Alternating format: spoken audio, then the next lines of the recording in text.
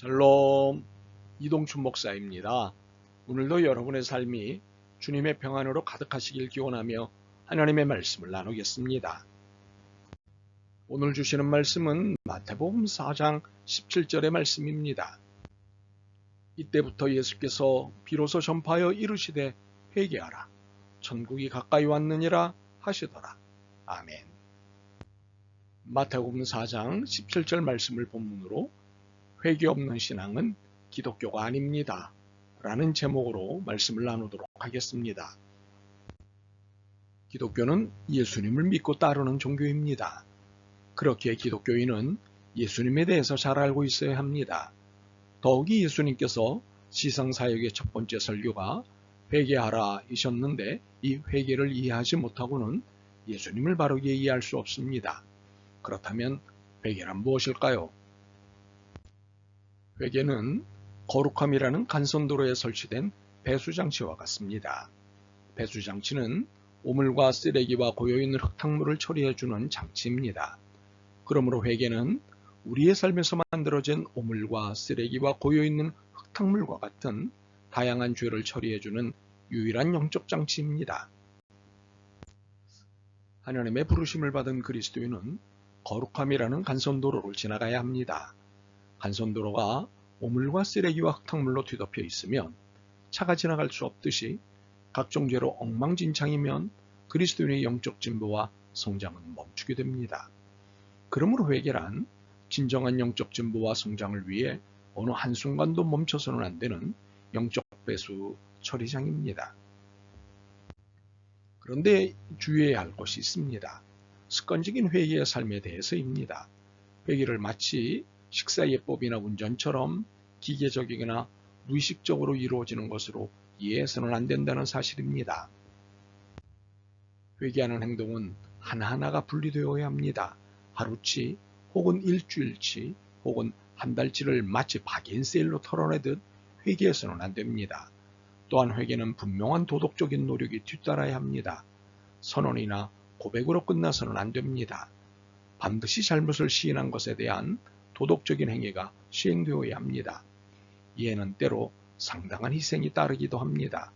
수입이 줄어들 수도 있고 왕따가 될 수도 있고 명예와 직위가 박탈될 수도 있기 때문입니다.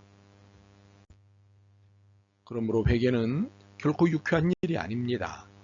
언제나 어느 모로 보나 괴로운 일입니다. 그리고 죽을 때까지 계속되어야 하는 일이므로 괴로운 일입니다. 그러나 회개는 너무나 중요합니다. 그렇게 괴롭다고 그만둘 수 있는 것이 아닙니다. 평생 배우고 익히고 습관해야 하는 거룩한 필수 행위입니다.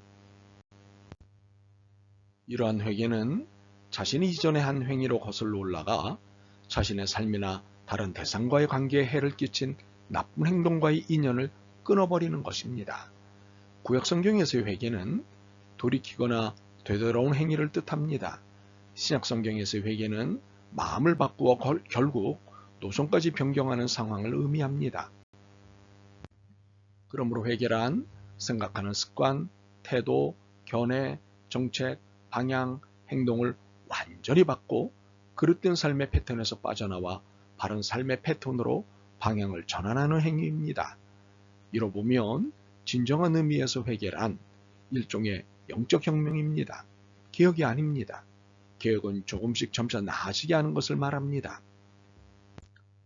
그러므로 회개는 혁명입니다. 완전히 바꾸는 것이기 때문입니다. 죄의 통치에서 은혜의 통치로 완전히 넘어오는 것입니다. 삶의 패턴을 불순종에서 순종으로 완전히 바꾸는 것입니다. 신념에서 신앙으로 삶의 철학적 구조를 완전히 바꾸는 것입니다. 이렇게 회개는 삶을 완전히 바꾸는 것, 철저한 전환, 180도의 변화, 즉 삶의 전환혁명입니다. 우리는 오랫동안 자기 합리화나 자기 은폐에 익숙해 있기에 죄책감과 그에 따른 반성에 익숙하지 않습니다. 내가 무엇을 잘못했습니까? 그것만이 도덕적입니까?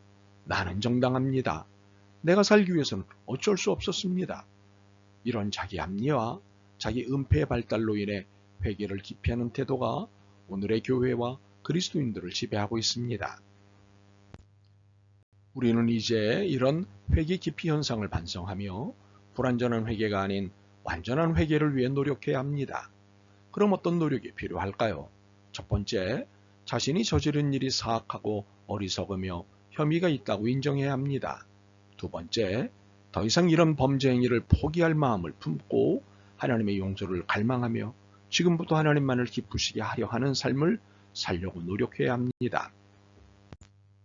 세 번째, 숭배하는 마음으로 하나님께 나아가 죄를 용서해 주시고 양심을 깨끗하게 해주시며 다시는 그러한 실책에 빠지지 않게 도와주시도록 간청해야 합니다. 예수님께서 우리 죄를 사하여 주옵시고 우리를 시험에 빠지지 않게 하옵소서라는 기도를 가르쳐 주신 대로 간구해야 합니다. 네 번째, 문제가 된 죄를 단호히 끊어버려야 합니다. 다섯 번째, 어떻게 하면 다시는 그러한 죄에 빠지지 않고 바른 길로 나아갈 것인가를 신중하게 생각해야 합니다. 즉, 회개에 합당한 열매를 맺어야 합니다. 여섯 번째, 자신의 과실로 인해 물질적 피해를 입은 사람이 있다면 그에게 손해배상을 해야 합니다. 우리는 이를 세리장이었던 삭개오의 모범에서 배울 수 있습니다. 이렇게 첫 번째부터 여섯 번째까지의 모든 조건을 충족시켜야 회개했다고 말할 수 있습니다. 이 중 한 가정이라도 빠뜨리면 안 됩니다.